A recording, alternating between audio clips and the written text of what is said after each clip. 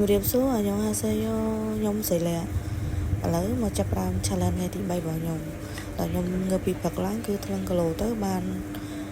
62គីឡូចុច20ជាងអញ្ចឹងការ2គីឡូខ្ញុំថ្លឹងដំបូងវា62.8ជាងអញ្ចឹងខ្ញុំអាចក្នុងកំឡុងពេល3ថ្ងៃនេះគឺខ្ញុំស្រកបានចន្លោះប្រហែលជា6ខាំដែរអញ្ចឹងណាហើយដោយសារតែមួយរយៈនេះខ្ញុំផ្ដាសាយក្តៅខ្លួនអត់ឈឺកំពុងកដល់អញ្ចឹងខ្ញុំធ្វើការញ៉ាំអីពេលព្រឹកឲ្យឆ្អែតសម្រាប់យើងញ៉ាំថ្នាំដែរអញ្ចឹងអាហារពេលព្រឹកសម្រាប់ខ្ញុំថ្ងៃហ្នឹងគឺយើងញ៉ាំកាទៀវព្រោះដោយសារអី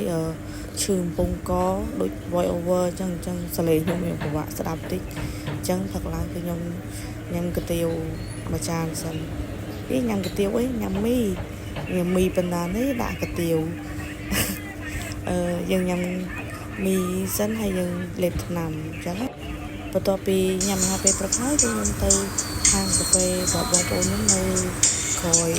ម្ដុំវត្តតួអស់លោកអញ្ចឹងអ្នកនរគ្នាអាចទៅបានបន្ទាប់ពីខ្ញុំនៅកាហ្វេហ្នឹងគឺ activity ខ្ញុំពេលព្រឹកហ្នឹងគឺអត់មានអីគឺខ្ញុំញ៉ាំកាហ្វេនៅក្នុង live room ជាមួយនឹងអ្នកធ្វើការនៅក្នុង app Migo Live បើអ្នកទាំងអស់គ្នាចង់ចូលលេងនៅក្នុង app Migo Live ហ្នឹងក៏អាចសួរនាំខ្ញុំទៅតាក់ទងខ្ញុំបានដែរអញ្ចឹងណាព្រោះនៅក្នុង app ហ្នឹងគឺយើងអាច live រកបានប្រាក់ចំណូលមកវិញដែរបងប្អូនមួយចំនួនគាត់អាចនឹងដឹងថានៅក្នុង app Migo Live ហ្នឹងគឺយើង live ចែកលេងកម្សាន្តតាក់ទងនឹងអីផ្សេងអញ្ចឹងណាហើយនៅក្នុងហ្នឹងក៏យើងអាចរកប្រាក់ចំណូលបន្ថែមបានដែរអញ្ចឹងការងារខ្ញុំបន្ទាប់ពីខ្ញុំធ្វើជាbrand baker គឺខ្ញុំធ្វើជា agency នៅក្នុង app Migo Live នឹងដែរអញ្ចឹងអ្នកទាំងអស់គ្នាអាចចូលទៅចែកលេងកម្សាន្តជាមួយខ្ញុំបាននៅក្នុង app ហ្នឹងអញ្ចឹងណាហើយអ្នកទាំងអស់គ្នាក៏អាចសួរនាំពីព័ត៌មានផ្សេងតាក់ទងនឹងការ live និងពី policy របស់ក្រុមហ៊ុនធ្វើមកយើង live បាន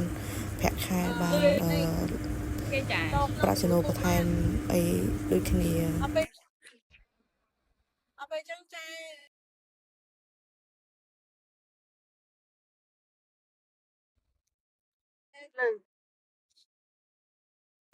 ហើយពេលព្រឹកហ្នឹងគឺខ្ញុំញ៉ាំកាហ្វេមួយកែវអាយឡាតេខ្ញុំញ៉ាំស្ករ20ព្រោះដោយសារអត់សូវស្រួលខ្លួនអញ្ចឹងដាក់ស្ករ20ឲ្យវារៀងផ្អែមមាត់ផ្អែមកតិចទៅសម្រាប់ការ fasting គឺខ្ញុំអត់ focus ច្រើនទេព្រោះដោយសារបើសិនជាខ្ញុំគិតរឿងនេះពេកក៏ធ្វើឲ្យខ្ញុំ stress ចឹងខ្ញុំគីឡូខ្ញុំក៏ពិបាកដែរបន្ទាប់ពីខ្ញុំនៅហាងកាហ្វេហើយពេលអាហារពេលថ្ងៃរបស់ខ្ញុំគឺខ្ញុំញ៉ាំបាយជាមួយនឹងស្ងោរជ្រក់ថៃអញ្ចឹងមានតែប៉ុណ្្នឹងទេអាហារថ្ងៃត្រង់សម្រាប់របស់ខ្ញុំនឹងបន្ទាប់ពីញ៉ាំអាហារថ្ងៃត្រង់ហើយគឺខ្ញុំគេងហើយទៅធ្វើការវេនយប់ធម្មតាអញ្ចឹងអ្នកទាំងអស់គ្នាកុំភ្លេចតាមដានវីដេអូខ្ញុំបន្តទៀតថាសកម្មភាពថ្ងៃទី4ថ្ងៃទី5រហូតដល់ថ្ងៃទី30ហ្នឹងខ្ញុំស្រកគីឡូប្រហែលគីឡូដែរអញ្ចឹងណាកុំភ្លេចជួយចូលមើលទាំងអស់ហើយកុំភ្លេច like និង subscribe លើវីដេអូខ្ញុំផងអរគុណច្រើនសម្រាប់កម្លាំងចិត្តមួយនឹងហើយអត់មានអីច្រើនទៀតទេព្រោះពេលញ៉ាំបាយហើយខ្ញុំសម្រាប់មកស្ទុះ